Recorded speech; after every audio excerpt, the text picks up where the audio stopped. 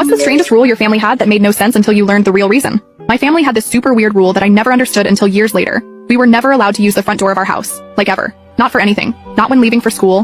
Not when friends came over. Not even when we ordered pizza. Everyone had to use the side door that led through our mudroom into the kitchen. TBH, it was embarrassing as a kid. When friends would come over, they'd naturally walk up to the front door, and I'd have to awkwardly redirect them like, "Oh no, sorry, we don't use that door," and they'd give me the weirdest looks. I remember when I was like 8, my friend Amara came over for the first time and went straight to the front door. My mom saw through the window and literally ran to intercept her before she could ring the doorbell. She practically dragged her around to the side entrance while giving this awkward explanation about family tradition and house rules. Poor Amara looked so confused and probably thought we were in some weird cult or something, lol. The front door wasn't broken or anything. It was a perfectly normal door with a deadbolt and everything. Sometimes I'd catch my mom staring at it with this weird, sad expression, but when I asked about it, she'd change the subject super fast. My dad was even more intense about it. If any of us kids even joked about using the front door, he'd get this scary, serious look and say, "We never use that door." End of discussion. The side door thing became such a huge part of our family identity that I just accepted it as normal after a while. Like, I stopped questioning it. Our house was on a corner lot, so the side door faced the street anyway, and we had this cute little stone path leading to it with solar lights and everything. My parents put a lot of effort into making the side entrance look welcoming, but I still couldn't help wondering about the front door. It was this big mystery in my life. When I turned 16, I had this huge party planned,